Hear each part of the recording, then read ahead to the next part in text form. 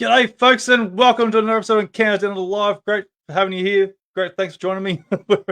Sorry for a bit of delay there, guys. A bit of a hiccup there with my bloody headphones here, not wanting to connect and stuff like that. I'm going to deal with some kids quickly before we go and kicked into this. So, yeah, sorry for leaving you hanging for a bit there. But, yeah, guys, thanks for joining me tonight. Great having you here. Before we get started, if you haven't seen already on the Facebook pages there, we have got a new online store there. It's still a little bit pricey, unfortunately, but I can't get the prices down there for the designs that I want. But yeah, guys, it's a great opportunity for you to guys get some awesome products there, some great designs, and just supports the show that little bit there. I don't get a lot of money out of it and I'm not doing it for commercial reasons to try and get any money gains out of this sort of thing. But I'm like not even $5. I don't even know what I get out of it, to be honest.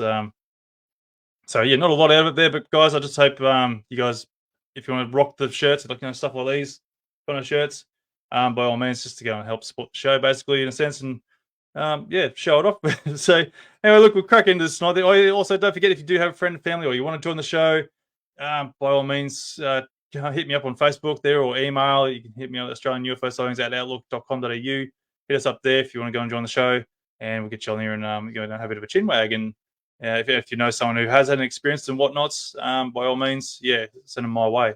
Love to have a chat with them. All right, but let's get crack into this. So I've got Bobbie here tonight. She's had a bit of experiences here and there, and well, I think she had a lot of experiences by sounds of it. For a quick little look into her. I lost myself there. But yeah, she's got experiences there. She claims she can speak with beings as such, and look, we're going to let her talk about this. And she's some sort of messenger source, but look, I'm curious on where it's going to go. So, Bobbie, welcome to the show.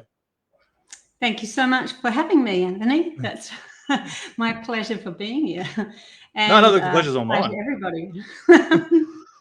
No, it's wonderful having you here. Look, you got me really intrigued here. Like I've looked a little bit into you. I didn't go too much in there because I like to go blind into these things here, and instead of having a bit of evidence or a bit of a backup to go like, right, well, what can we go with this? I like to go in blind as a bat and go like, what are they going to present to me, and sort of go off the bat little thing.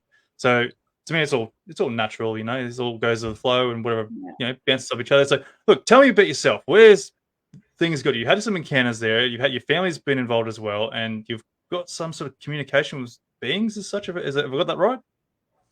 Yes. Now, yeah. So I was actually born in New Zealand, and I came over to Australia in 1998.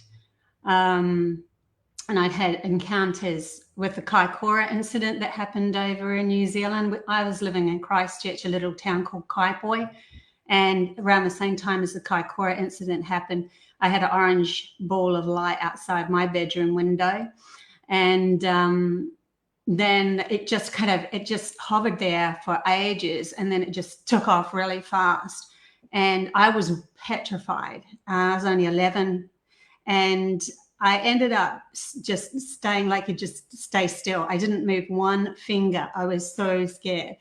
And then my father walked into my room, and he sat on my bed and he held my hand, and then he left, and he just calmed me down, and he didn't say anything, but he left, which is not what my father's like at all. And I asked my father, and he had never come into my room, not before, not after, not ever. Not especially at night. So it's just not something that they would do normally. And I realize now that was an actual experience, one of the first experiences that I had with the ETs. And I had in my head, yay, we found her. And I was thinking to myself, just being, little old me, well, who am I? That's pretty much what I was thinking. I didn't think very much more of it. But I ended up being able to see into different dimensions, because my mum had exactly the same gift. So I had a lot of visitations throughout my whole life, as well as messages. Now, when I say see into different dimensions, it's like I could wake up and there would be things, beings, people, symbols, or whatever hovering above me, giving me messages. And had some really full-on encounters with a lot of really crazy coincidences. I'd had my partner at the time, when I'd ask a question, they'd speak through him and give me the answer, and all this very, very weird stuff. But my mum, who also had the same gift, she had shut it down because she just did not like it. But I actually had a conversation with her and my dad not recent, it was about a year ago, because my dad is extremely skeptical. And I was telling my father that this is an actual thing. Like sometimes they are physical, I can touch them and that sort of thing. And sometimes they were etheric and it disappeared, but they were not in my mind. It was something that would actually appear outside of my brain in reality. And behind him, my mum's going like this, and she's never ever really fully admitted in front of me that she actually sees things. I just heard through the grapevine through my sister. So I'm like, yeah, my mum had the same gift, and my daughters have the same gift as well. And it's it's kind of taken me on a massive journey, an absolutely massive journey. If I, because this is down under, let's just start at coming to Australia, right? I think that might be the best place to start. Yeah, absolutely. By all means. Yeah, right. So the very first night that I came to Australia, sometimes I get these really vivid dreams as well, which just feel like I'm taken into another reality or something like that. And the very first night I set foot in Australia that I was going to live, when I was going to live here, was April 14th, 1998. And I had this really profound dream that this UFO was coming to Earth. But amongst them was negative ones. And I was to gather everybody in this dream. And there was other people involved. And then we were going to get as many people together to harmonize and focus in on everything going wrong with the ones that weren't so good. So when we focused our attention in a unified manner, then it would create this reality where everything would fall away. Like if they went to use some sort of weaponry, it just broke. And then in the end, their ships just, started to break. So they had to leave, that sort of thing. So that was one thing that's really, I think, profound to mention here now, because as we progress, we're starting to learn that there is way more to our power as humans. And that's one of the biggest messages that they gave me, is that we are now to take back our authentic power. And that means that we're going to start to connect back to our soul and our right hemisphere, our intuition, our imagination, learn how to use it again. No longer just grasping things on the outside, copy and pasting our reality from somebody else that's told us what to do, even though they're coming from their own lack, and that sort of thing. So yeah, it was a pretty profound dream right off the bat as soon as I landed in Australia. And that's just one small thing that's happened. That's very strange. Like what was behind the whole reason of these weaponry breaking? What's the meaning behind that, do you think? Well, it's just, I think they were really showing me that when we became unified and we harmonized together, and it was kind of like we were singing it. I was getting the song together. So it was some sort of song that we were all to sing. And it was just this main focus on we are fine. We are okay. Everything that's going to come at us is just going to fall away. It's not going to affect us anymore. We are empowered from within us, and that unification, that intention meant that we were creating our own reality instead of looking outside of us for our reality to be created by somebody else. It's telling us or programming us what to expect, which is what humanity has been, that's the sort of journey we've been on for pretty much eons. And it's caught us in a loop of going back and forth, because the logical hemisphere, the logical brain, will grab one story and it can only grab from the past, project into the future. It can't create something new. The imagination, the intuition, the connection to our soul, that's meant to create something new. So all we're doing is ending up focusing in on all those horrible things that's happened to us and repeating the same scenario over and over again. So, yeah. Yeah, fair enough. That's interesting. That's very intriguing. Yeah, so that's just one story, but I don't even know, honestly, where to start with all of the stories that's happened to me. How did you feel after that, though? Like having that sort of experience, though, like did it freak you out a little bit there, or like is it something like you sort of were used to? Because I've had way more experiences than that. Pretty profound, crazy experiences. If you want to go into one of the crazier ones that's happened, I actually just did a video on this called 444, where I've had 3 sets of 4 beings turn up and give me messages. And they always came in 4s, which was interesting. And one of the first ones that happened was here in Australia. It was the early 2000s. And I woke up and had my whole window imploded inwards.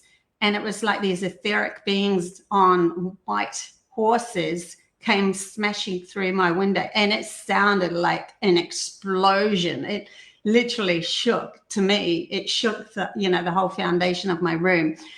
And they galloped around, and I sat up. My partner beside me jumped out of bed because I probably screamed, I don't know. But then I said something subliminally, and I couldn't remember what it was. And he said, I'd said, they're coming soon, not just yet. I've been waiting for this one. And I had in my head, a band full of angels is coming after me. And when I looked up that A Band Full of Angels, I thought, I think that's a song. And I found it was Sweet Chariot, Sweet Swing Home, Sweet Chariot or something. When I looked it up on the internet to put it on this video, this image came up of a painting that someone had painted of angels coming to somebody's house. So I'm like, what? This is just getting weirder and weirder as you go along. And yeah, so they were like etheric beings. That was one of the first things that started to awaken me even more into my power. So for the first 50 years of my life, I was only getting visions. And the last 6 years, I've been progressing into just channeling. So I've been channeling live for the last 3 years. And it's just now a channeling that I get through, because I've had too many really amazing things happen. Some of them happened in New Zealand, though. I don't know whether to talk about the ones that happened in New Zealand. Yeah, absolutely. There's no boundaries here. Like everything's dedicated to down under. So I think we really claim New Zealand as Australia, don't we? But it's just kind of one thing, right? Yeah, we just claim it. All my brothers and sisters lived in Australia now. So, but yeah, in New Zealand, when they were trying to get me to learn how to control my mind. My mind was as negative as everyone else's, oh God, here goes another day, boring. Yeah, we're going for a drive. It's going to be freezing. I'm not going to be very happy. My partner's going to take off, take photographs. I'm going to be left alone. And, all those horrible, stupid thoughts that you think. And this voice in my head, it was very subtle, just like my own kind of thinking, but it started to come in quite clear, like, why don't you just think positive? And then I'm like, why would I think positive? Start answering me. Why wouldn't you try? No one else can hear what's inside your mind, so why not give it a go? And I'm like, yeah, maybe, whatever. And then we ended up pulling up on a random beach on the way to Akaroa. And, you know, New Zealand is just all beaches. So, like, we're just on this road straight along a whole huge beach. And it wasn't like a car park or anything like that. It was just pulled up on a sand dune. And because my partner wanted to take some photographs. And that same voice come in my head, open the car door and dig. And I'm like, oh my gosh, I hope, you know, there's no one around. Okay, I think I can do this without looking like a fool. Because I was always concerned about my outside appearance and what people thought of me in those days. I think I was about 27, and I ended up digging up in the place that they told me a solid gold bracelet worth like $1,000 with this tattered heart on it. And I'm like, okay, you got my attention. So they started to train me, and they started to come in and teach me how to use my mind in a much better way than what I was taught by school systems and, you know, only looking outside myself for validation. So they took me on this big journey, which is why I'm starting to put the school together, or this classroom together now, to help people to learn to channel themselves, because I want to bring in all those messages they gave me to help others learn how to channel, because channeling or telepathy is the universal language, and it will expand humanity's consciousness into absolute vastness, and it will bring us so much more power, because we're no longer looking outside of ourselves for the answers. And that means that those that are in power, who think that they've got the monopoly on things, don't have the monopoly on it, because we'll always be shown another way to go around their rule-based reality. And so it's going to power up humanity in the end. Yeah, okay. Well, so I just want to go back to your these beings that you had in the, like, coming through the roof and that, like, the four horsemen. Like, do you have, like, maybe like the four horsemen of the apocalypse, maybe, or something like that? It's like, Yeah, I know. That's for what. some reason I'm thinking that. That's well, I automatically Yeah, thought horsemen of the apocalypse or something. Like, is that something that you're obviously yeah, relating to that? yeah. I mean, and when they said, like, what I said, they're coming soon, not just yet. I've been waiting for this one. It wasn't. The story gets even weirder. Of course, it does with me. So, like, it wasn't until 10 years later, and I know their time and our time is different. You know, it's coming soon. Yeah, 10 years later, great. What felt like, I think it was. It might not have been quite 10. Anyway, it doesn't matter. I've got it all written down because they told me to write it down. Like, I literally woke up and saw a pen floating above my head. And I'm Jesus. like, what is that? This is what happens with me. Like, I wake up and see these messages. What does that even mean? Like, oh, it looks like my pen. Oh, maybe they're asking me to write things down. Oh gosh, it took me 3 days to figure that one out. They must be up there going, what the heck? Like, it's right in front of you. Anyway, that aside, so I've had many other encounters in between, but it was quite a few years later, in 2013 October, when I went on this trip and ended up seeing 444 everywhere. Like, this one trip to drop my girls off to see their dad, because by the stage we'd split up.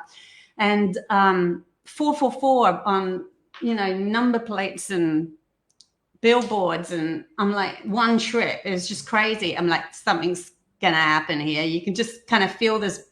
I feel this buildup of energy when coincidence happen too quick, too much. And then that night, I woke up at about 2 a.m. and I looked out my bedroom window. Was an orange UFO right outside my bedroom window.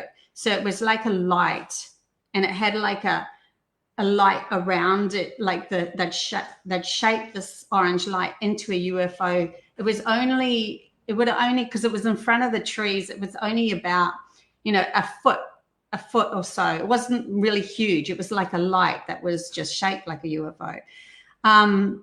And I just thought to myself, oh, another vision that somebody, you know, other people can't see, but I can see. So I kind of just went, oh, yeah. Then the next morning on my Facebook, in my own hometown in Mullaney, somebody else said, did anyone else see the orange UFO last night? And I'm like, okay, this isn't a vision. This is for real. The following day, this gets crazy, by the way, but this is the truth. So the following day, I woke up and I saw on my phone they've arrived, and I had sent that message to a friend. But you know how you've sent a message and it usually doesn't, when you open up your phone, it doesn't come up with the last message that you've sent, but it did. And I read they've arrived, and I'm like, okay, that's interesting that message came up. That night, I woke up to 4 massive beings in my bedroom, and I'm lucky that we had like a 12-foot ceiling, because these things were, I actually wrote 8 foot tall, but if I really think about it, they were probably near 9 or even 10 foot tall, because they went beyond the door another foot, and they were caped, and they had like this curly black hair that kind of went down. I didn't see their faces, and I had a light that was beside me. Now, when I see things into these other dimensions, I'm in an alpha or theta state of mind. So I know when I flick on a light, I can like go back into beta state like everybody else. And then it's like they just usually disappear. So I was thinking, oh my gosh, I've got to turn on the light. But they sometimes they can get in your head and block certain things. And I literally had no idea in that moment that I had a light right beside my bed on my dresser table. So I knew I had to go through them to the other side of the wall where the big light was, the light switch next to my door was. And it was almost like they were testing me to see if I was going to be afraid of them or not. So I got up and I went through their capes and went, excuse me, as I'm, pushing through these massive beings' capes, and turn on the light. I go, I'm like, oh my gosh, thank God for that. Okay. But then they started to come in my dreams, and then they started to give me messages. And sometimes I would wake up paralyzed, and I asked them, why am I waking up? You know, that feeling where you just can't move. I hate that feeling. I'm claustrophobic, and it doesn't sit well with me at all. But I don't think many people do like that feeling. I asked them why. Why would you make me feel this way? And they gave me this dream where they come up to my friend and me in this dream, and they just said hello. And when they just said hello, it was like this booming hello, like this really big vibrational, loud, like crazy megaphone hello. And it just literally shook you. And then they said, we put you under when we take you to our ships, because we don't want you to be afraid of us. So, and because I can remember quite a lot, like I have a lot of, I've been taught how to, I know myself even in my dreams. If a negative entity comes to me in my dreams, I will catch them. This is in the past. No negative beings come to me in my dreams for absolutely ages now, because they're scared of me. So they had arrived, and it was really bizarre, because then they actually led me to this image that was on the Egyptian temple of what I feel is the Anunnaki. And they looked similar to that, because they had the wavy hair and they had capes and they were big. And anyway, then there was all these others. There's a whole heap of coincidences that happened after that, but that's on my other video that I only just produced, so it's pretty fresh in my head, because but then the other 4 beings that came to me were who I call the Cyanians now. So the Cyanians are beings that reside very close to oneness. They're like the gatekeepers. They're like the observers of many different levels of awareness. And that's who I end up channeling through now. So when I was in Australia, I wanted to meet, because I was getting so many visions, so many. Like sometimes they wake me up 2 or 3 times a night.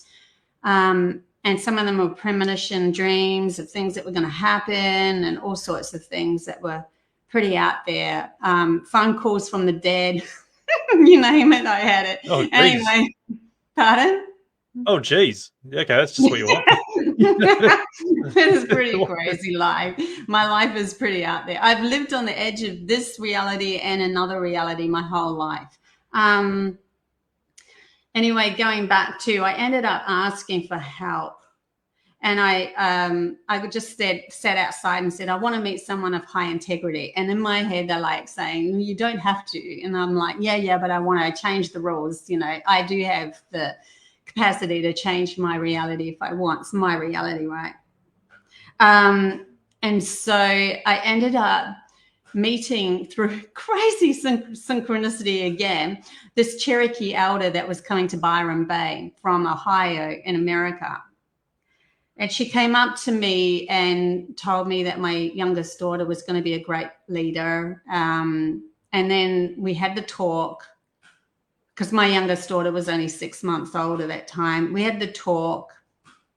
Amazing lady, amazing information, amazing what she knows. She was taken away from her tribe and everyone and brought up by her elder for about 9 years of her first 9 years of her life, so that she could learn all about these different magical things that humans can do, the potential of humanity. So yeah, she ended up pulling me out of the crowd after she had finished the talk, and did this neuron changey thing in my brain to bring me back into peace, because I had 2 kids and I'd lost it a bit. And then she caught my attention by doing that. So I went and saw her the following year. She pulls me out of another crowd of about, 80 people, and told me she'd be working with me. So she was sent by her elders to go find what she calls the buffalo hearts, the white buffalo hearts, which are beings that come, or souls that come straight from Pleiades.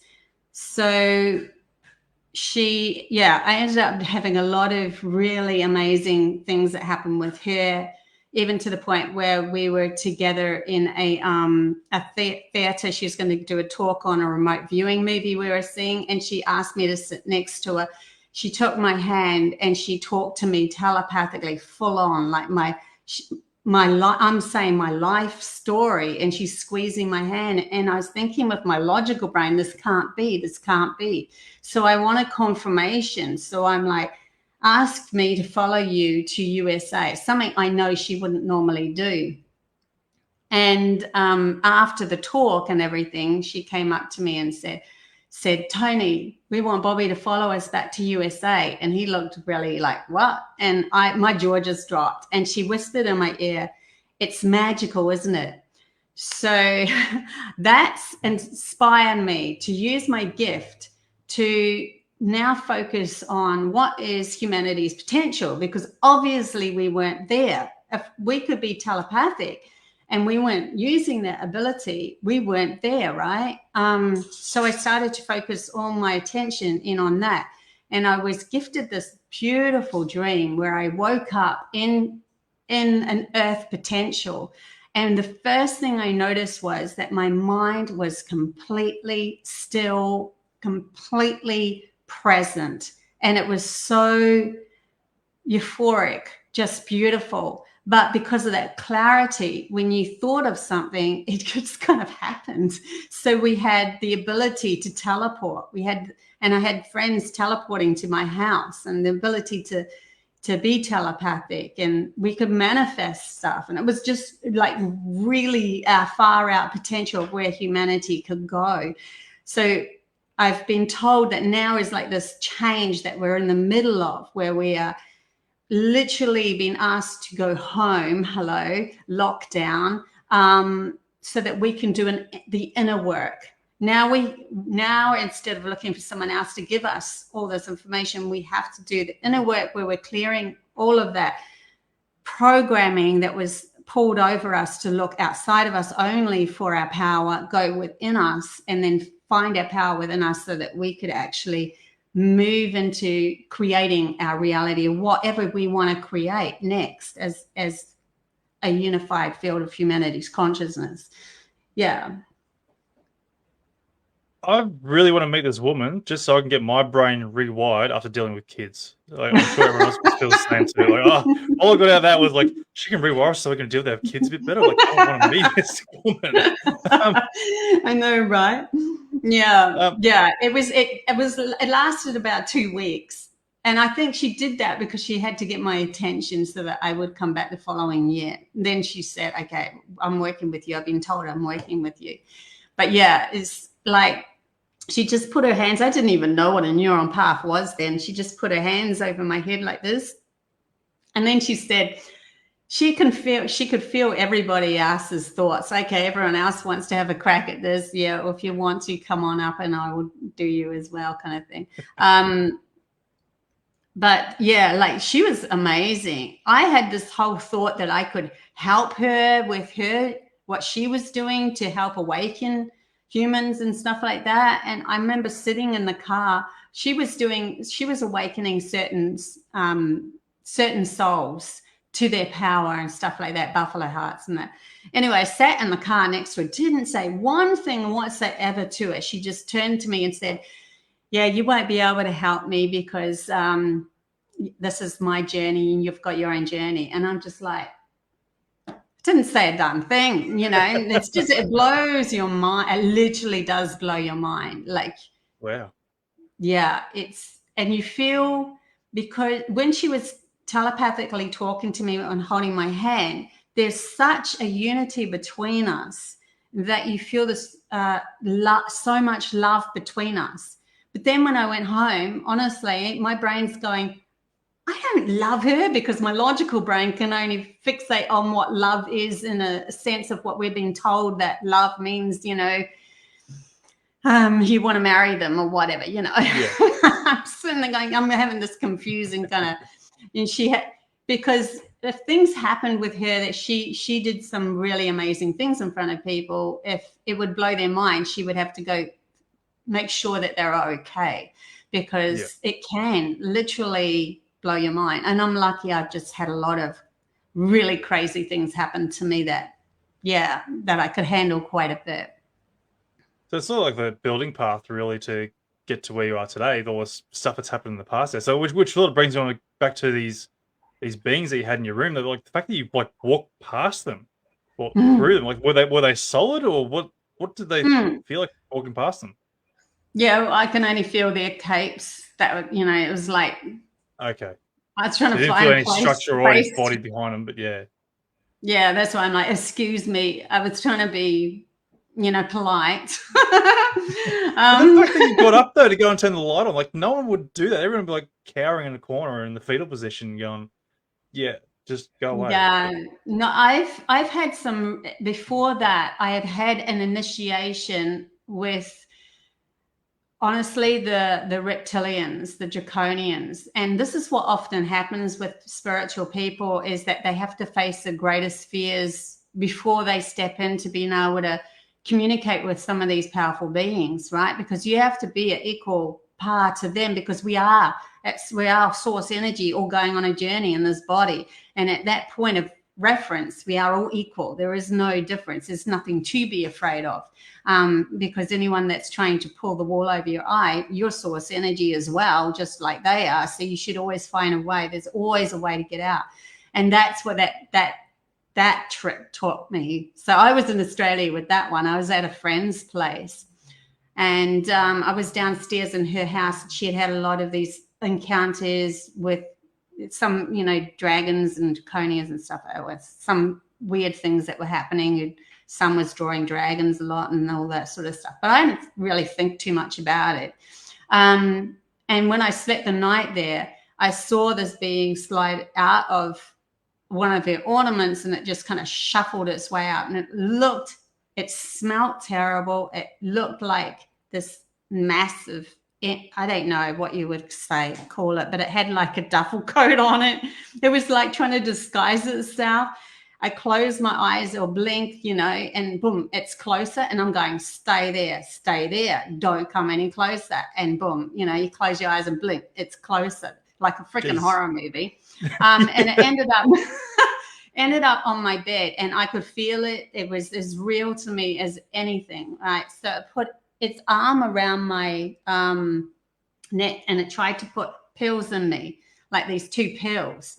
And I remember thinking, nah, this is not going to happen. And as soon as you decide this is my reality, nah, this isn't going to happen, and you let go of the logical mind trying to fix it all, because the logical mind can't, it doesn't know how to fix it all, then you put yourself in a position of source energy coming in and gifting you the saving grace kind of thing. So what happened then, when I just went, nah, I don't know how I'm getting out of this, but I'm going to get out of it.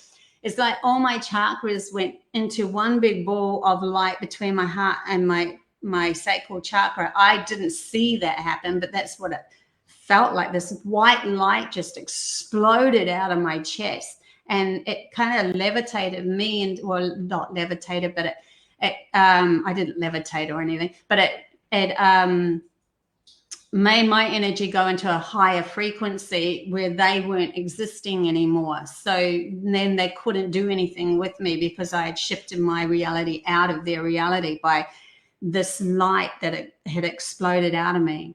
And then I ran outside, put my hands in the dirt, and okay, I've got to go back in the bedroom and go to sleep now, because, you know, that's what you do. So I did. And all's well the next day kind of thing.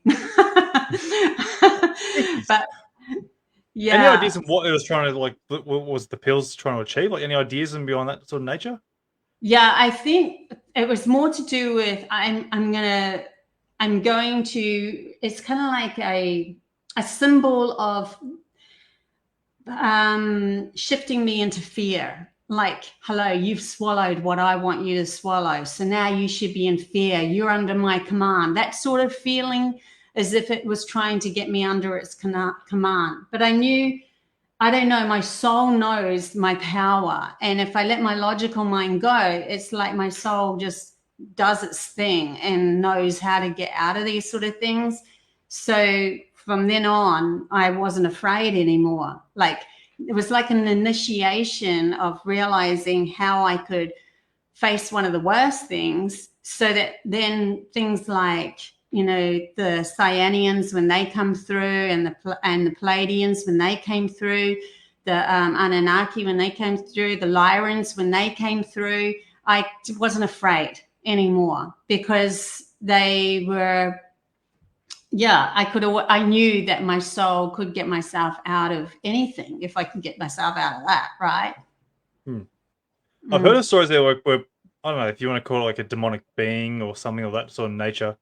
But, you know, where they'll call upon, like, the, you know, Jesus and gods and all sorts of stuff, like, to go and protect them, and that sort of works as well. Is that sort of a similar sort of thing that what you would have achieved there, or is it something different, do you feel? Well, I think I trust my own soul over everything. I remember the Cherokee elder saying, if Jesus was here, would you feel equal? And I straight away, yeah, of course I would. That's how I see it's not like I see myself as Jesus, honestly.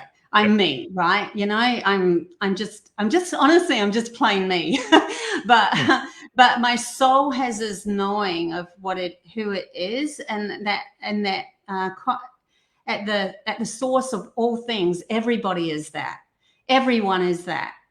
Because our soul is source energy going on a journey. It enters into a body, into an avatar, and it has the experience that it's going to have, whether it be an animal, plant life, whatever it is. It's like source energy split into trillions of different beings and adventures and all that sort of thing. So I'm just part of everything else, but I just have a greater awareness of it, because my soul comes straight from these Cyanian beings. So I haven't had the karmic push-pull that most humans have had going through their journey of being caught in a maze, of this limited consciousness where they've been living in a very unbalanced state of awareness, and I haven't had that. So I've come straight through as who I am, straight through from Pleiades, straight through from the Cyanians.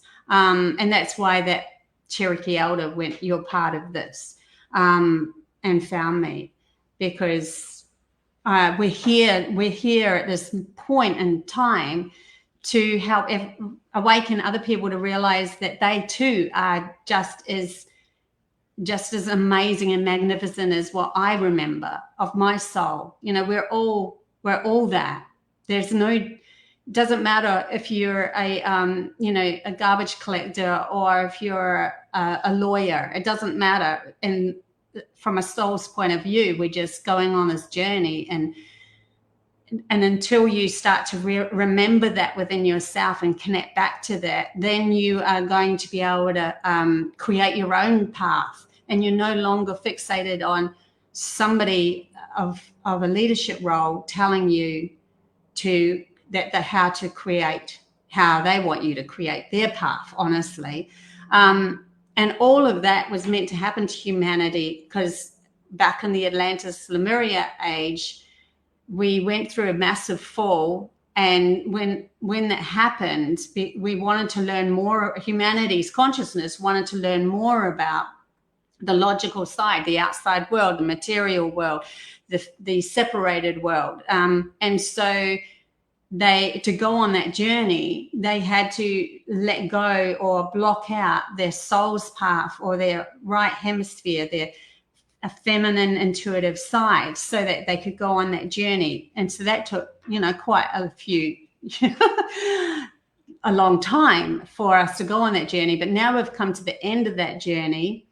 It's all about reinitiating our soul back, but into balance, into a balanced mind. And once we have these two hemispheres running in balance, see, even scientists have put fixed mechanisms in that on people's brains, and found that majority of people are using their left brain more than what they are their right brain. The only ones, and the ones that are using their right brain, are savant autistics. And what can they do? They're amazing, right? They can tap into their soul, and their soul's lineage has all this memory of what they know. So they know they just know how to draw amazing, or do piano, do whatever musical instrument they're really good at, the mathematical geniuses and stuff like that, but they're not grounded. So they're the opposite side of what most humans are. And this is all about bringing a balance back together again, so that we can go on this beautiful journey of creating what we want to create in this physical world, and bringing more love from the soul's perspective through loving who we are in our journey of our own journey from within, and that means outwards as well. So yeah. Yeah, no, look, that's a lot to take in, and it makes sense. Yeah, I know. When it comes to like we call them people with disabilities, in a sense, like you're saying, like people are able to use their bit more majority of their brain compared to most of us there, and the ones that can do it, like they blitz through everything. And it's like, well, how can you do that? I'm someone who is like, society would take as a normal person, but here you are doing well and truly things that I can't even achieve myself, in that sort of sense. Like, it's like, how can that be? Like, why does it seem to be such a massive gap between, what we perceive as a normal person to someone who has this amazing abilities as such? Like, to me, that's frustrating. Like, and more people are starting to awaken that, especially the younger generation, because they are literally born to do that work, like to love their life, love themselves enough to love each step, living in the moment. Like, it's more to do with bringing ourselves into the moment. If we live from the moment, we're no longer fixated on the issues and stuff. We can change the story that we want to create something different, right? Yeah. I think we're going to be very hard to achieve that, because everyone's too busy looking at their phones, too busy worrying about work and stuff like. It's the society itself is broken because of all this technology and just the focus. Like, you look at the governments there, they just seem to keep trying to force us down lower and lower. As soon as we start trying to get up and we're financially might be getting a bit, oh, cool, I can start saving a bit more money now. But as soon as people start going, spending money or being able to go and live life how they're supposed to, the government's going to just knock us back down again. So that like it destroys our focus on what you're Yeah, saying but here, where we can go into our inner selves and enjoy ourselves, our soul, and families and such. yeah, but they don't have any power over when you start to realize when you really are living in the moment, because you always find for your soul another way around that. You might have to step out of the normal of what you've used to. You might have to go through some changes, and that's the problem, is that most people would have to break free from thinking that's the only way reality goes, because otherwise they have a hold on you. Instead, there's off the grid situations, there's people that are awakening, and more groups than what you actually expect, because if you're only tapping into what the TVs say and the news says and all that sort of stuff, what the governments say, then that's the reality that you're only fixated on. That's what you're trying to push against. And if you push against something, it pushes back. But if you turn around and go, no, you know what, I'm not going to give you any sort of attention, no energy whatsoever. I'm going to start focusing on what I really want to create with my own life from this point on. You start to shift your attention, and then your focus, your actions start to follow that. And so you're then moving away from their reality that they've been keeping you closed into by using fear, propaganda, victimization. A perpetrator can only exist if there's a victim to be a perpetrator too. A victim can only exist if there's a perpetrator, right? You can't have one without the other. So they're the perpetrator, we're the victims. And until we turn around and go, nah, we're going to go create our own life. I know my power within myself, like I did when I had that really horrible being coming over me. I know where I'm going to go now. I'm going to direct my life towards that. I'm not listening to you anymore. And slowly but surely you'll start seeing things happening where you start to synchronize with other people that have awoken as well. Start to see that there's more people out there awoken than what you actually believed before, and that they're actually there to help. And each of us will start to help each other. And then we will branch away from all of that. And they can't have a bar of you, because you start to ignite more gifts within you. If we were all telepathic, there's no outside device, right, that they can control you with. If we had all these gifts that I know is our potential, and I know that sounds far-fetched, but it's amazing how many of us are actually starting to awaken to certain gifts that you'd be really surprised behind closed doors. See. Yeah, look, I've heard lots of stories there where people have amazing gifts, and like I know there was tests in the past there where governments have tried to abuse this sort of ability that people have and such like. And it's something that's gone along the history of time. Shamans and some sort of spirit leader in tribes and such. They always had some sort of connection with some abilities of beings or something like. There's always been across history where someone's in that nature's got those abilities. But then somewhere along the lines, they always come across as the crazy people, as such, and it's shunned upon in society itself. And so, how do you sort of approach that sort of stigma that's attached to it all? I don't look for other people's approval of who I am anymore. If I look for other people's approval for who I am, then I'm victim to whatever their thoughts are, and most of them are coming from a very unbalanced lack of mind with no responsibility for what they're thinking. So why would I listen to someone like that? So if someone turned around and said you're crazy, to me it's just like, oh, okay, well, do you want to go find somebody else that you don't think's crazy? I don't really, it's water off a duck's back now, because I support me. I'm learning, and I am learning. I'm not saying that I'm not 100% there, because there are moments where you still go into that vulnerable place within yourself, and you're learning to do the shadow work and peel that layer off that you are. But I am learning a lot more now that it's more to do with how I feel about me, not how anyone else feels about me. So then I can stand up and do this. I can be the channeler. I can bring the messages through, as crazy as they are. And it doesn't it doesn't affect me now. And so I end up having a lot of followers instead. You know, I've got like over 2,000 on my YouTube. It's getting there anyway. Yeah. No, that's good. That's great. But like the thing I'm trying to get at is like, you know, whilst you're trying to reach out to everyone, they're trying to go and reach into their inner soul and, you know, bring out their inner abilities and such like that. But how are you going to approach that when someone who's very skeptical on the whole thing there, and you know they want to ignore you and just keep casting you away, going, you are a nutter, basically. Like you're a crazy person who shouldn't be out in the normal society. Like how can you sort of break that away from humanity itself? Because like majority of society is like very against this whole topic in nature. Like they'll watch the movies in Hollywood and such like that, but like, you know, and they might have the idea, go, oh, that's kind of cool. But when it comes in reality, they're going to go, no, that's a lot of bullshit. It's just some nutter who thinks they can do this stuff. It's interesting because I haven't really had too many people even attempt to say nasty things to me for quite a while now. And I think it's because that's my reality. That's what I am expecting. I literally had a negative comment on the 444 video. And when I went to just, you know, tap into it to see what I was going to do with that negative comment, it didn't even come up. Like, It's almost like my team come in and went, nah, that comment, nah. I don't know. Like, it just didn't even show up on my YouTube. Like, he either took it down himself and felt terrible about it, or, you know, it's almost like my power now of knowing who I am is enough.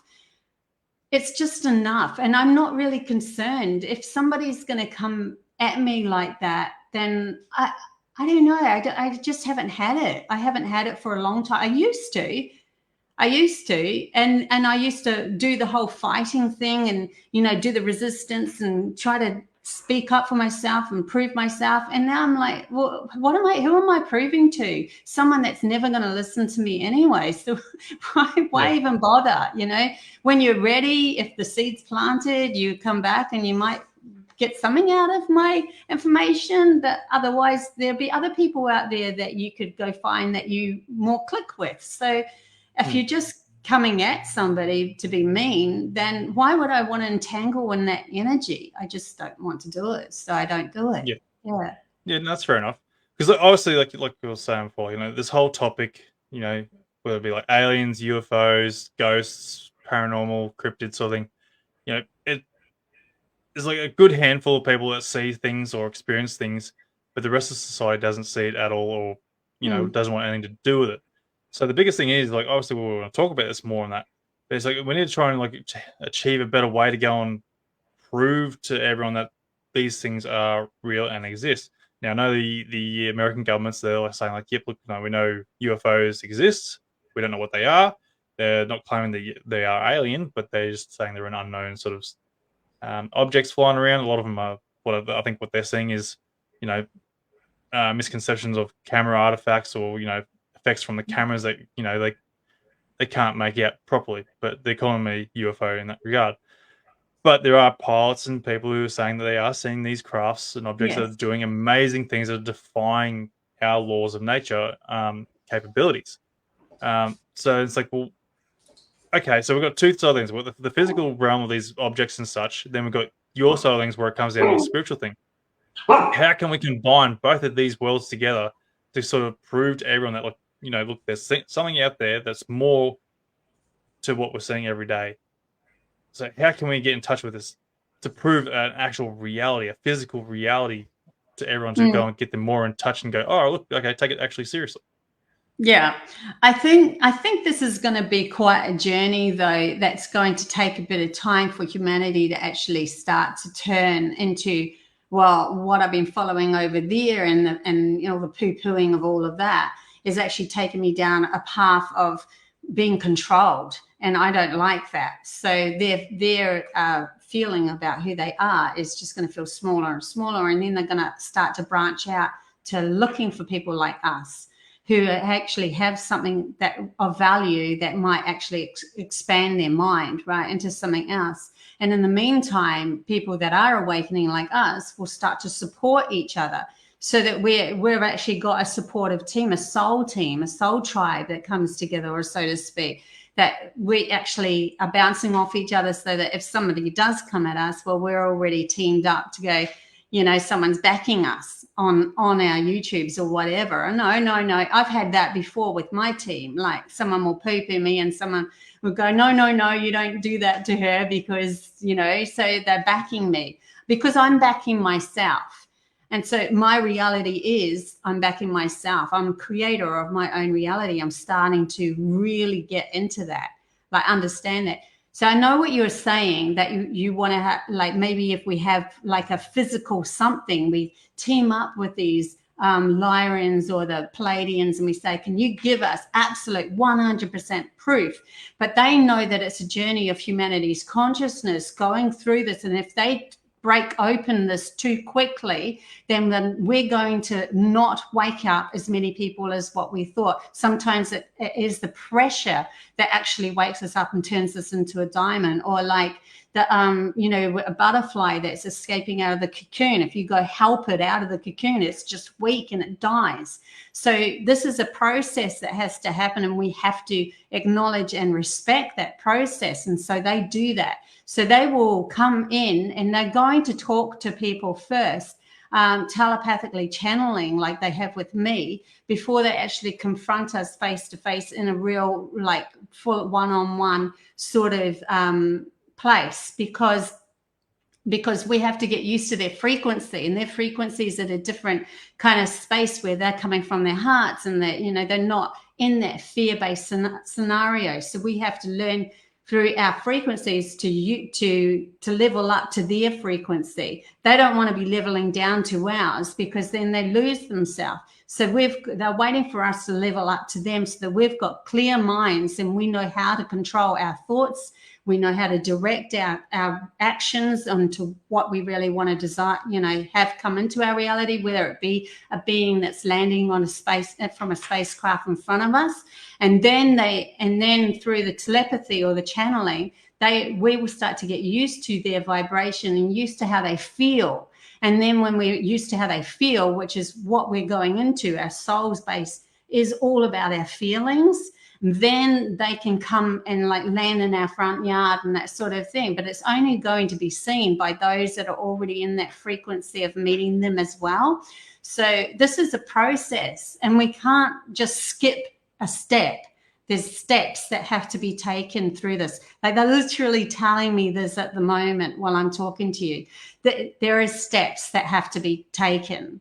Yeah. No, that's fair enough too. So then my argument here is too, then, like, well, why didn't they do this earlier on in our human societies back in the day, like when we were coming in through like Stone Ages or something, going through the Bronze Ages, like where we weren't in a big, you know, city life now, we're not big in society like we are today, sort of involvement of humanity. Like, why not do this, all this sort of stuff earlier on, teach people, or, you know, wherever we were back those days.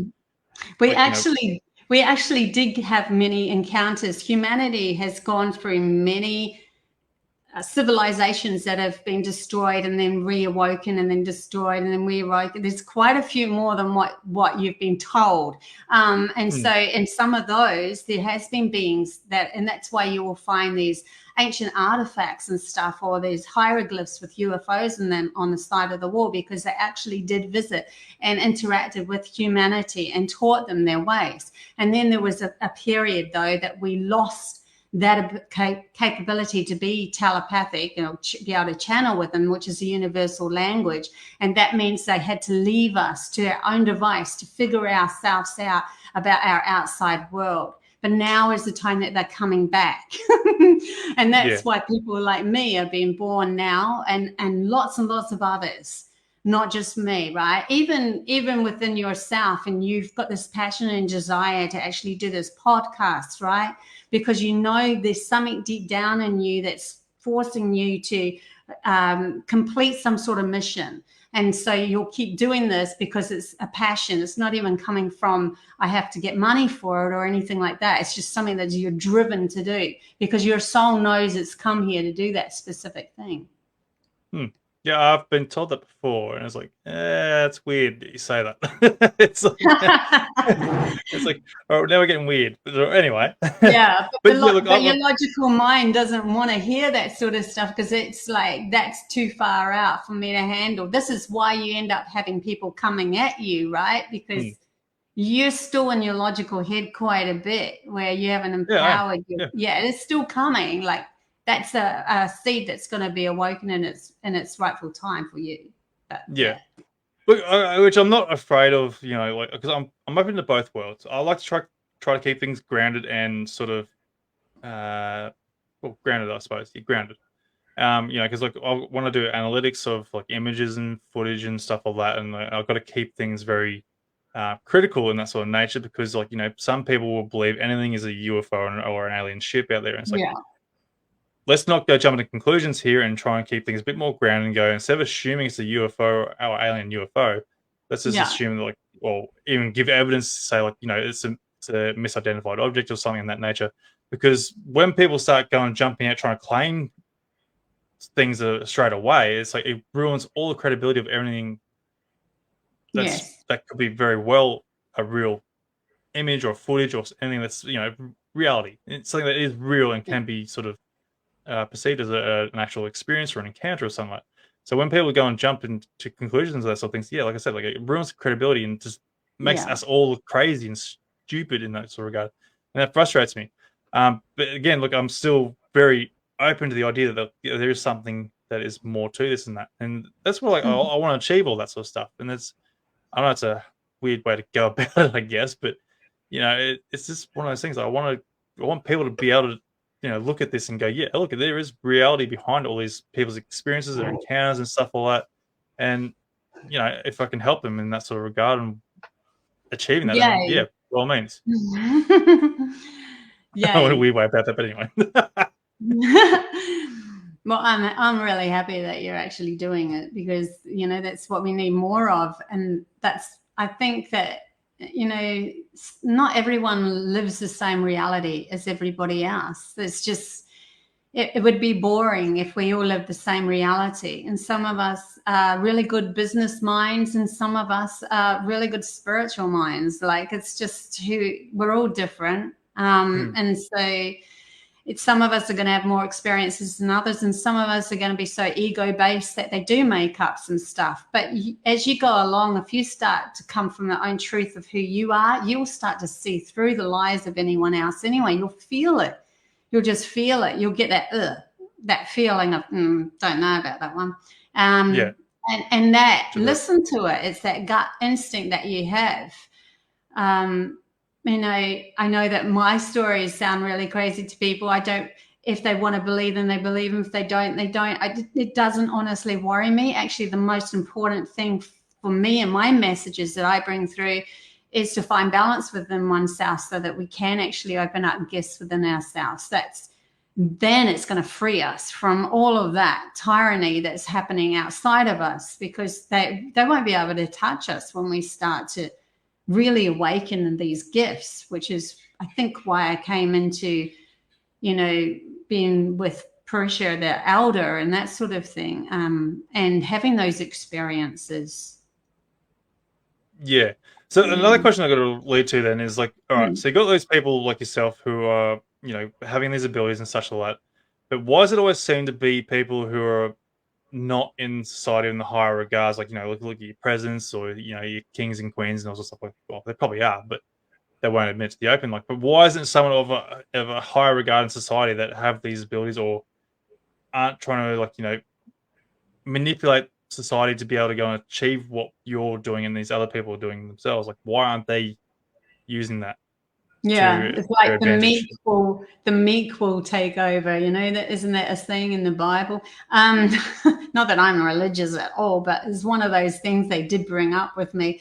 Every now and then they go to the Bible. I'm like, I'm not even religious, but anyway, because most of those that are in power, because of the way that humanity is so unbalanced, are actually the ones that are keeping us in a limited consciousness. So they're the ones that are that, you know, we are going to break, they're going to have to look at themselves as well. They're going to have to break down all of their own understandings of, you know, because the more of us that wake up, it's kind of like if a narcissist doesn't have somebody to be a victim for them, they have to look at themselves because they don't have anyone else to control anymore. So it's going to be one of those things that we awaken, the people awaken, and then those that are in those higher places, and they do know, lots of them do know that are in the higher places, that there has been interaction with UFOs and so forth, and beings. They know, and they just are trying to keep it contained so that we don't find out that we're more than what we really are, that we have a greater expansive potential to be able to contact these beings through, you know, methods of telepathy and so forth, and actually have physical contact with them. So I suppose some of us that are just awakening now to who we truly are, like myself, you know, it's only been a year or so since I really stepped into my power. As we step into more and more of our power, we start to go, well, what do I really want to create here? And then we might create ourselves in a higher position that where people start to, you know, support us a lot more, because we will dictate how our reality is going to go by the fact that we've cleared our mind and we start to move our actions through no fear anymore. And so we end up, you know, going on stage and doing what we need to do to be seen and that sort of thing. So it's an awakening process. Everything seems to be a process. Yeah, I know. It's just like some sort of initiation. Yeah. It's like just stop it. It's like just break through the whole lot and just, you know, bring reality of everything. Like that's what I sort of get frustrated. Like, you know, saying always people in power, like they got to be in power for that reasons, for control and sort of crap like that. And that's where I get really frustrated because I'm not a religious person much either. And I sort of feel like when it comes to religion, they're the ones like that destroy this whole spiritual concept of humanity in itself, just because like purely for that control reason. Yeah. So It's almost like sorry. Yeah, no, you're right. Go. It's almost like the logical brain has tried to figure out spirituality, and yet it doesn't have an idea, so it's just created this hierarchy position with lots of rules in a book. And that's what the logical mind does. It compartmentalizes everything, and it will only grab from the past, project into the future, gives you anxiety, depression, all that sort of thing. So it keeps us in this little hole where we don't understand the full spirituality of who we are as a soul. Spirituality is just, to me, it's just a natural God-given that everyone is that anyway. Like, we are souls in a body going on a journey. And then when we leave this body, we choose to, you know, go on another journey somewhere else and do that.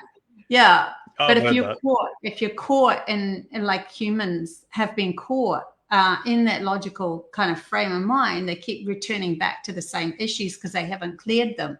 So they keep coming back to this similar life after life.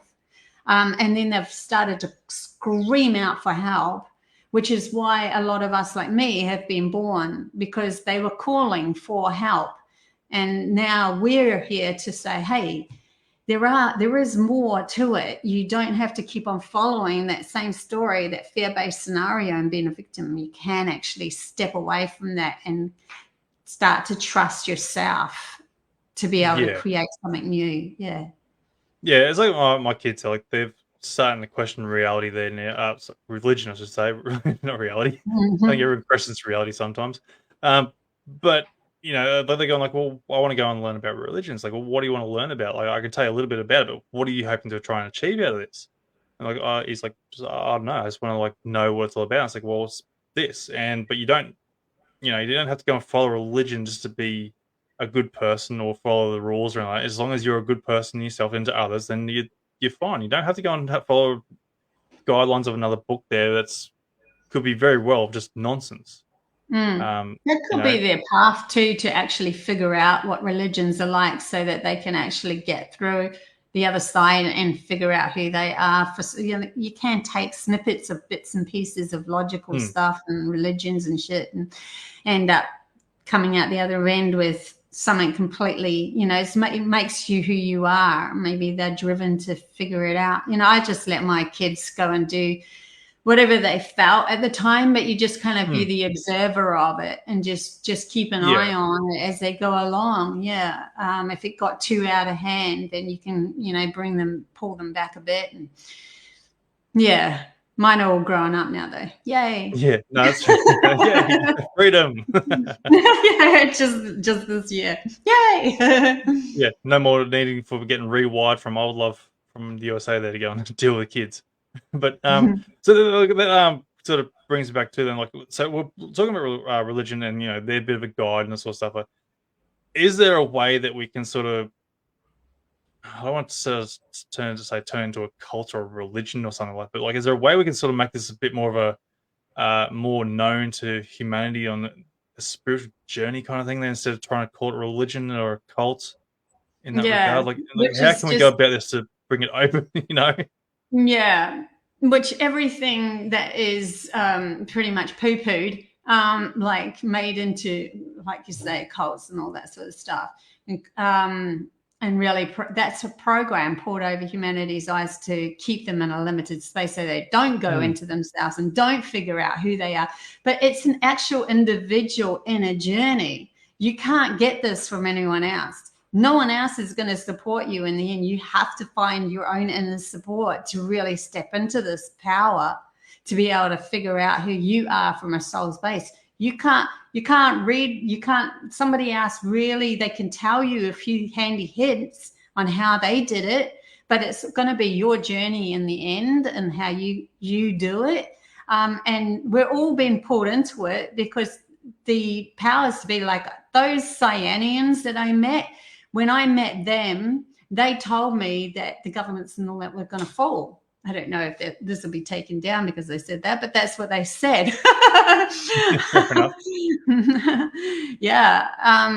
So, and that, there'll be certain people that will be appointed, that will be guides, like not leaders anymore, just somebody who knows a little bit more at that moment, that sort of thing. And but because in the end, they'll be teaching, those guides are sent to teach people to empower themselves, to no longer follow somebody else. And if we're all empowered stepping into this world and we no longer follow anyone else, we're free. We start to really do what we really wanted, what we really came here to do, and trust ourselves again. And trust each other. So you can't trust another person unless you trust yourself, because you wouldn't, if you trust yourself, you would see through somebody else and wouldn't let them into your life. So you have to trust yourself first. Yeah, no, that's fair enough. Like, that's where I hope, like, people like yourself who can sort of help guide people along in their journey, well, to get into their journey, basically. And that's what I'm trying to say. Like, like how can we sort of open this up to everyone else without looking like crazy people or trying to turn into a religion or a cult in that nature? Like, where can we go with this? Like, I don't know. You're doing what you're doing. You're doing what you're doing, and I know that it seems like it's a slow crawl, but it's okay. It's got, like, all of these sort of things are going to start taking off more and more, because the majority of humans are going to look at what they're offering, and they're not offering a great deal. They're offering a lot of confusion. Those powers at the moment. So they're offering confusion and doubt and all of that stuff. And it's actually, that's what's going to awaken up the majority of humanity to go, well, I think I'm going to start looking outside the box.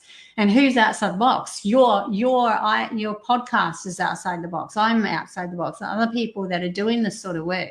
And so then we start to get more and more followers. And then we start to, become more, it just becomes more. And it's not going to be just one person anymore. It's going to be a lot. Like, it's not just Gandhi, doing his thing. Yeah. It's going to be a lot of us that are awakening all at the same time. Great big groups, pods they call them, of people that are actually, supporting each other. And that's how it's going to shift in the end, because then they'll try to tantalize you with a carrot over here that's controlling you. And we're going to go, we've seen that carrot before. We don't want that carrot anymore, because that carrot led us to more control, more laws, more restrictions, more problems. And so people are starting to awaken to this individually. And then when they awaken to it, they'll be going, well, if I don't want to follow that, what else do I want to go into? And they will start to step outside the norm, because that's the only thing they can do, really. Yeah, I've sort of noticed that too, like with the newer generations, like, like they say like they're a bit more soft than the previous generations, and like obviously there were some things that were good, but there's a lot of things that are bad too. I sort of feel like, with the newer generations, they're sort of growing away from the whole I'm gonna go and bring it like, racisms and the whole what do you call it, like, the gays and the lesbians, they're becoming a lot more accepted these days and all sorts of stuff. The generation is changing, where it's been a lot more accepting of different things and stuff like that. And I sort of feel like when you talk about, spirituals, guidance and stuff like that, and, aliens, UFOs, paranormals, whatever, it is becoming a lot more acceptable to a degree. We still have the older generation there that's sort of holding it back a little bit there, but it still doesn't have that sort of acceptance yet, so that, like you said, it is going to take time, and it's slowly getting there. Yeah. And I sort of feel like maybe the new generation will achieve that. It won't be us, but it'll be our kids, or it might be kids of kids and stuff like that, in like a few more decades, maybe. Once all the all the boomers, Well, pass away. there'll be a lot of confusion first. The confusion that's happening out there is all supposed to help awaken as well. Like, there's always a good side and a bad side to every single story. It depends on how you perceive it and how you look at it. So when you come to those kids that are now, accepting of this and that a lot more, it can go the other way, where it just becomes confusing as well. So Definitely. it just depends on the person, personality, and all of that, and what lessons they're going through. But I think what we're really being taught to is to just do our own inner work and stop judging other people for what their work is. Let them be, let them do their thing. Literally heal yourself first. You can't point a finger to anyone until you can say, I can control my mind, where I don't, like, if I have a negative story coming my way, I know that I can shift it by no longer focusing in on it. I've done it heaps of times. But if there's a real horror, like something that's really hard for me to shift, then it takes a while. But it just depends on what it is. We have all these different layers of self that we're moving through, and it's more to do with a personal journey these days. But if we're constantly judging everyone else for what they're doing, then you have to look at yourself, because you're pointing 4 fingers back at you, right? Yeah. Or No, 3 which is fair enough. back at you. 3. Depending what species you are, anyway. Okay, I'm an OT, and I thought that I had 6 fingers. No, just joking. That's fine. So what are your thoughts on, like, obviously there's different species of people claiming different ETs and stuff like that, so like, what are your thoughts on, like, what's the whole agenda behind all these different races and species of them trying to communicate with us, basically? What, like, I know there's like malevolent ones, there's ones that are like, good and guiding and stuff like that, but what's the end game here of, like, your understanding? What's the whole idea behind these different races, if you know what I mean? Yeah. Well, the end game is to learn, to realize that we're actually creators of our own reality and create something new. And then we step into that. But the actual beings, like the malevolent beings, you will only have a malevolent being coming at you if you have a lack within yourself that you don't feel as empowered as they are. See, as soon as I put my hand out and go, join me, I'm not afraid of you, because I see my power as equal as yours. Now, I'm not coming from a lack, and they don't seem like they're all that threatening anymore. So your lack of your own power, they are showing you through this reflection how much you're lacking within yourself. So that's what malevolent beings do, really, is showing you your own lack. And that you are as powerful as what they are. Otherwise, they wouldn't be able to interact in your reality.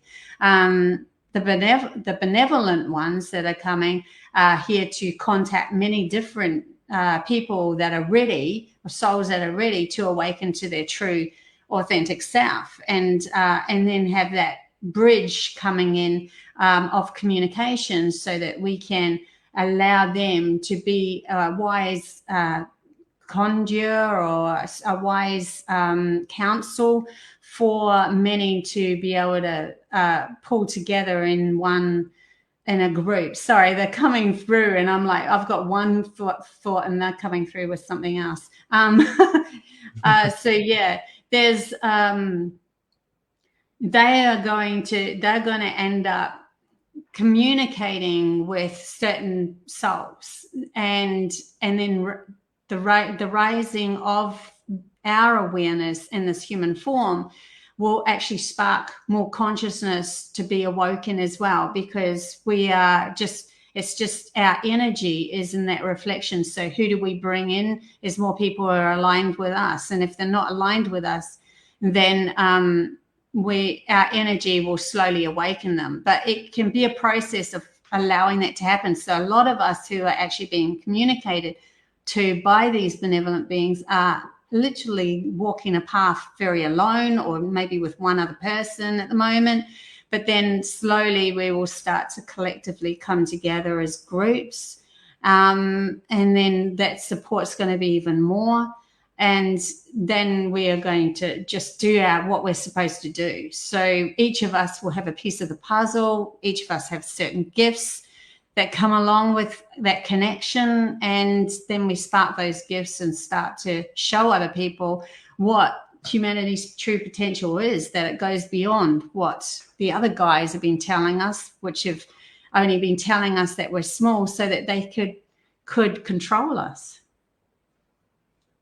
Yeah, fair. So what are your thoughts when it comes down to abductions and stuff then? Because when I hear people they get abducted, some people have a pleasant experience, like very minimal though, but a lot of people have a very hard time accepting it because it's very fearful, very tragic in nature. They're always coming back with pain or, some sort of markings or something, like as if something's been stolen from them. And a lot of times it's, without any sort of consent or any knowledge or knowing that what is happening at that time. So what are your thoughts when it comes to a spiritual side of the aspect of things, like when you're saying with there's malevolent beings there and there's others not, but where does it all come into play then with trying to find you in the journey if you're one of those people who are getting abducted as such?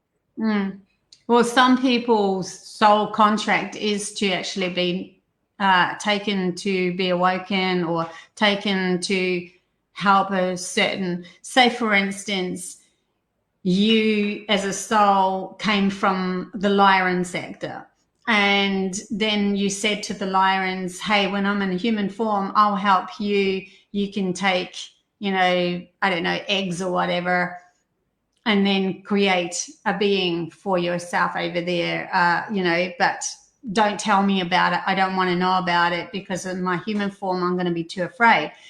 So then when you have that experience, if you start to remember little bits of it, then obviously you're going to have that fear still attached to it. So there's sometimes that's happened.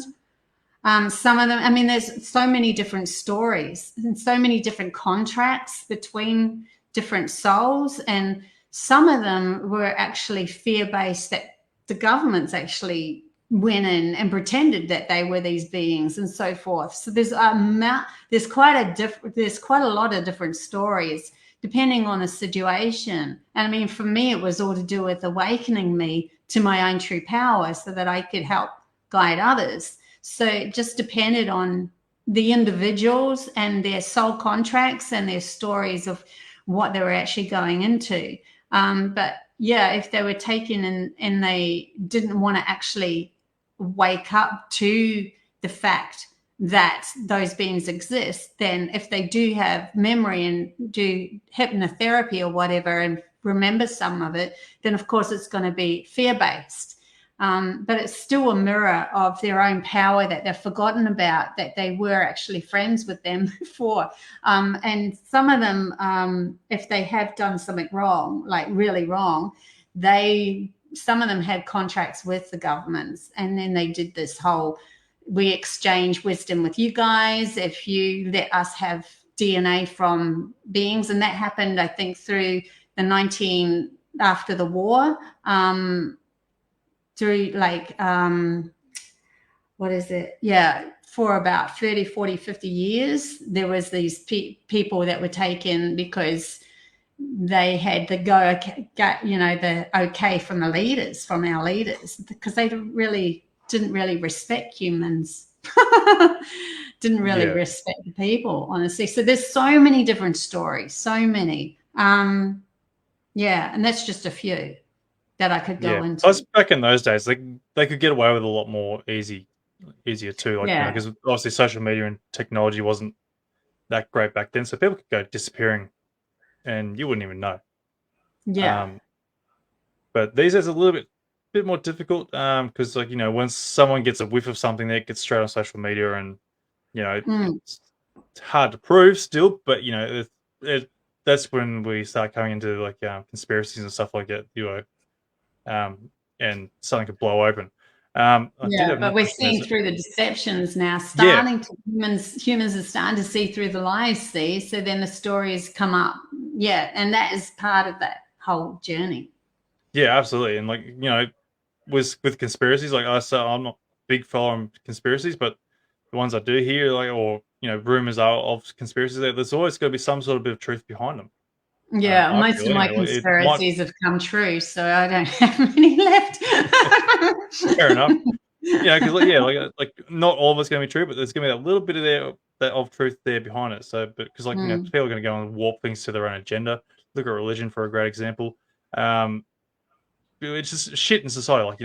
You want the truth from everything that comes out, regardless. Yeah. But yet some people want to go and if they can't get the full detail of what is happening or such, they'll go and warp it to their own agenda to go and keep followers following them, or just try and monetize from it. Into that, right? Yeah, you could still feel into that though, and go, this person's gone too far, and then you just stop watching them. Just don't give them the attention, right? No, that's it. But then you got I'll make a mention here. Then you got Stephen Greer, for example. He was good in the past there, but these days I'm not really 100% sure on Stephen Greer. He's become very monetized off his, commercialized off his stuff there. There are rumors of him faking a lot of crap. But he's an example of whether he's bringing out bullshit or not. It's hard to sort of get a grasp on what are you're trying to achieve something here. Okay, you're bringing out some information here, but how much of that is actual truth to all this stuff? I haven't followed. I know of them from years and years ago, but I haven't followed anyone for a long time, because I wanted my channeling to be clear from my guides. I didn't want to be whatever it is straight from them, not from somebody else, which I remembered, that sort of thing. So I just But I do remember Stephen Greer come to Australia one time. I actually ended up in Uluru with David Icke. Oh yeah, that's another story. No, that's cool. I actually had a premonition dream first to say that I was going to go to Uluru. I had a pull to go somewhere. Didn't know where I was going to go. Started thinking, am I going to travel to America? Where am I going? Had this dream of being on a bus with a load of people going to Uluru. And then the next morning, because I had already signed up to go see David Icke, this is back in 2011, they sent an email through to everybody saying, does anyone want to go with David Icke to Uluru? And I just had that dream, right, of being at Uluru in a bus. So I'm like, well, I'm supposed to go, obviously, otherwise I wouldn't have that dream. My girls were usually taken by their dad, but he was sporadic, and I didn't even know if he'd be able to take them, or And lo and behold, he actually asked for those dates. So that was, my kids were all sorted out. And I put my name in the hat, and my name was the first one pulled out of the hat because the lady who did it came up to me and said that I was first pulled out. So, and the weird thing was, I got off the plane and everybody went to the bus, but for some weird reason, again, I didn't know that I was supposed to go to the bus, and I just started following David Icke. Ended up in the car with David Icke. Oh my God, there's so much to that story. But yeah, I ended up in Uluru, and it was some weird stuff happened there as well. So the stories I've got pretty far out. I don't know how much time we got there. I could go on and on and on. Oh, look, if you want to have a quick little spiel about it, I do have one question that I had before we were going to finish up there, but now you mentioned David Icke and your little story there. Like, if you want to go on, give us a bit of a rundown if you're happy to. Yeah. So I ended up in Pine Gap, just out at Alice Springs, just out of Pine Gap. That night, I just had this bad feeling. Something's not good around this place. And, we were close to Pine Gap.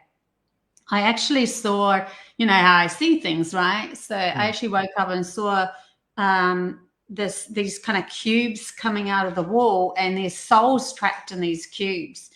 And I remember sitting up and going, I'll help you soon. I just can't yet. You just have to wait. Just be patient. But we are going to help you. It is going to come, you're going to get out. And then I ended up next to a guy called Max Ingham in the bus, who was taking a talking stick to a certain group of people that were doing a ceremony, who I ended up meeting one of those people. That's just crazy synchronicities, because I just moved to Mullaney the day before I went on the plane, and she was, anyway. So anyway, this group ended up doing the ceremony the day before that we were going to arrive, because they wanted to clear the song line or something. And when they did the ceremony, a big, huge lightning storm hit the mountain Uluru. So we saw the lightning storm happen. Then the very next day after that, we ended up in Uluru, and I knew I was meant to do something, but I didn't know what it was. And I'd had the bus driver come up and go to me, "Oh, you're not going to climb the mountain, are you?" He's part of the original people's tribes and stuff like that. So I said to him, "Look, I don't know what I'm doing." And he said, "I see in your eyes that you're telling the truth. And, if the mountain talks to you, the mountain talks to you." I'm like, I don't know what's going to happen, honestly, but this is who I am. And I had this dream and blah, blah, blah. So I was already given a name by the Cherokee elder called Alanawa Nanahi. And Alanawa meant turtle. Nanahi meant the fairies, but she said I was creator of fairies. Turtle was where I carry the coda on the back of the turtle or Mother Earth to help people, guide them through to the new earth. And so when I was in Uluru, I just said to the mountain, "Well, I'm here now. We've only got a few hours. If you want me to do something, it's fine. If you don't, whatever. I don't really care." And then I started walking the path. David Icke was already mentioning that there was portals around there or something. And yeah, so he was chatting to somebody else. And this guy that I thought was the one that was talking to me about the original people, because I swore I didn't want to do anything against the original people. I didn't want to overstep my boundary. It was one of my real heart-based things. So this person that was walking along the path turned around and said to me, "I saw a turtle in the mountain." I mean, we weren't supposed to go in the mountain, but as far as I was concerned, he was part of the original people, so I could follow him. So I followed this guy into the mountain, and he took me into there's these two crevices, really tall cliffs or whatever. And he slid himself in, and so did I. And I had already had communication with the Pleiadians where they put their forehead on my forehead, and they chanted Ra and all these harmonic chants, words, syllables. So I said to him, "I think we're supposed to chant." And I didn't know what I was meant to chant or anything, but I just put my forehead on the mountain, so did he, because he was trying to show me the turtle, which I didn't really see, but he saw it. Anyway, crazy stories. So I'm putting my hands on the rock, and the next minute is like this vroom, like a slow heartbeat, like a woo woo through me, vibrating. My hands start shaking. I'm like, oh my God, what the heck is happening? And all these dreams I've had of this potential new earth started to flow through me into the rock. It's like I was giving information of this new potential of humanity that we could reach. And so, and then after that, she was talking to me about helping awaken many more people, and that she would help me help awaken many more people. And now I actually channel Mother Earth as well on my YouTube. But any case, the guy next to me, I'm thinking after all this, and I can get myself in and out of this quite quickly. I'm like, my God, the bus driver, he's the bus driver. We're going to have to go soon, and the plane's going to leave, and we're here, and people are going to be late for the plane. So I looked over to him, and he's reaching through these rocks into like the space in between, and he's looked at me, and his pupil of his eyes were just so huge, like he was drugged out, and he hadn't taken anything. And he turned around to me and went, oh my God, none of it's real. None of it's real. He was having some sort of really spaced out thing that had happened to him. We get on to the moment. Yeah. So then we crawl back to the path underneath, all the rock and stuff, back to the path to go back to the bus. As soon as I hit that path where I met him, I realized it wasn't the bus driver. I wouldn't have followed this guy. He was just a random guy on the bus. He wasn't part of the original trial. Just crazy, right? And so, and the guy who was the bus driver back at the bus is yelling, yeah, they're going on the mountain, getting upset. And I'm like, oh, well, it's done now. Duh. That's happened. So. What a crazy adventure. Like, what are the odds of that? Like, yeah, it's just so many crazy adventures. So many of them. Yeah, so I've forgotten what I was going to talk about, but that, that actually came up. But anyways, what was your question? No, that's fine. Look. So, like, my final question for the evening was like, if you're happy to discuss it, like, you mentioned that your daughters are having these experiences as well. Children and daughters. Have they sort of pursued the same sort of path as you, or like they sort of like trying to sort of stay away from it a bit? Like, how are they sort of they've gone through their own. They, like my youngest one, she was fully into it, and then she wasn't, and then she was, she was picked on. Picked on at school and stuff. So she's like closed it all off. Doesn't even want me to tell anyone about her experiences. The middle child, she's now opening back up. So she's 20 and she's opening up to it all. My eldest daughter, who has seen a few things, very heart-based, is actually a scientist in Sweden. Oh, wow. So she went very logical. She's very logical based. Yeah, so it's just, I don't know. I just allow them to be them and go on their own journeys. But my youngest one's an amazing artist. Crazy, amazing artist. Yeah. I'm a really proficient artist as well. I'm an artist, singer-songwriter, poet. I was a lead singer in bands for years. So I'm not afraid of being in front of public. So I think that's why that all happened. Yeah. No, that's awesome. That's great. That's awesome. But yeah, no, it's good that, like, the kids are coming back and opening back up to it. And I just got a question here. I've got this is from he's Funkin' Hungry. Thanks for joining the Funkin'. I'm gonna call you Hungry because it just sounds weird saying pumpkin. Anyway. Anyway, I've had a lot of experiences as a kid. How do I open back up to it all? So that'll be a question for you there, Bobbie. What was it? I had experiences as a kid, but how do I open it all back up? How do I open back up to it all? You know what? Don't try. Like, your soul will take you there when it's meant to anyway. And the more that we kind of push these things to happen again, the more we're probably resisting the actual movement of what's going to take place naturally. So if you just say to yourself, I know that you could start off like they're telling me now. Sorry, I'm going to channel a bit here. That you could start off with writing down your dreams and stuff like that again, just to get you into those alpha theta states of frequencies. And that, like, when you start to write them down, then you'll start to remember them more. Then when you remember them more, you'll start to open up that sort of contents. But it's because when you were a kid, you were really more balanced.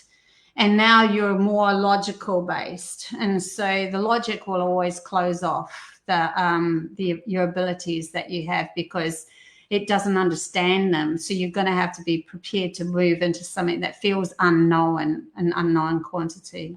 Yeah. Anyways, that's all I've got. That's fair enough. Do you sort of feel like meditation helps at all, like in that sort of regard? Yeah, like I don't meditate myself, honestly. I can, and I have done, but generally my whole life is a meditation. I'm constantly observing my thoughts. I'm constantly in this kind of meditative sort of bringing myself into the moment, seeing that I'm more in my headspace, constantly readjusting myself. So your life ends up becoming a meditation, like you're doing the dishes and you're really, really with the bubbles and you're really with the dishes and you're not thinking of anything else and you're really presently in the moment. Like practice that. If you practice that, you're more likely to have your gifts start to awaken within you because you're aligning with that potential of who you are properly. Yeah, no, that's fair enough too.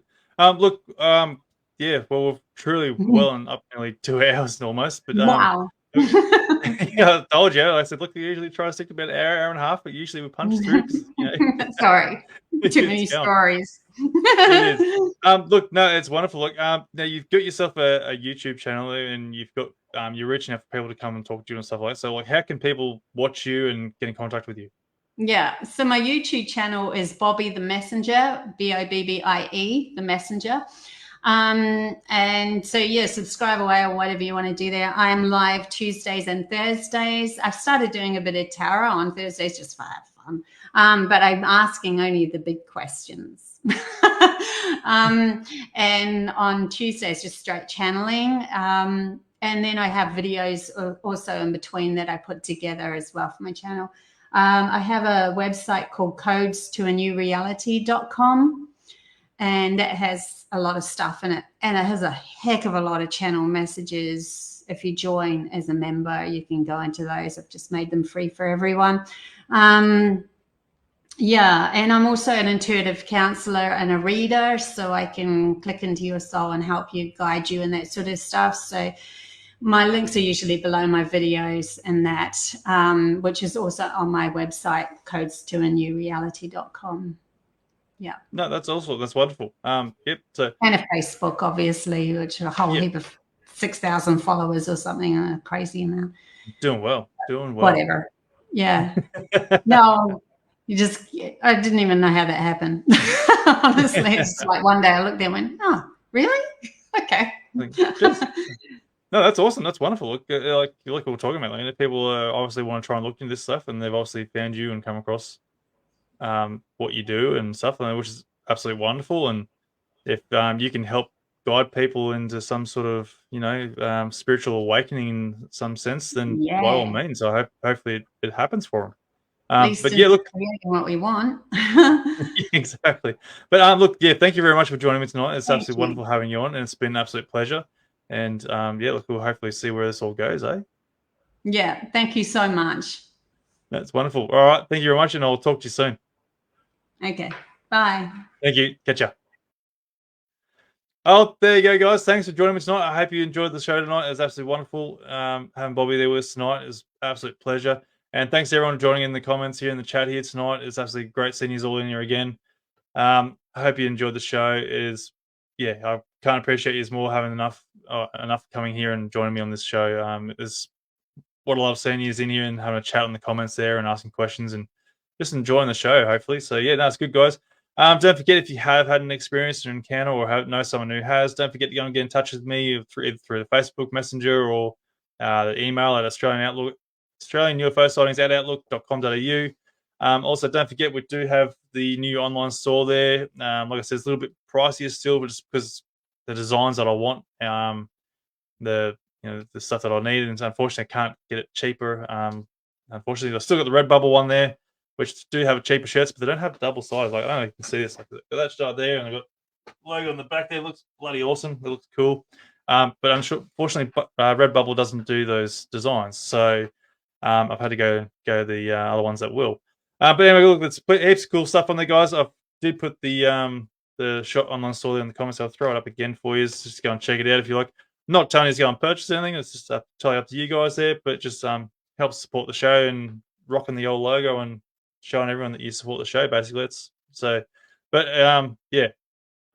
Anyway, I'm babbling again. So anyway, look, guys, thanks again for joining me tonight. Absolutely wonderful having you here, and I'll see you on the next Encounters Down Under live.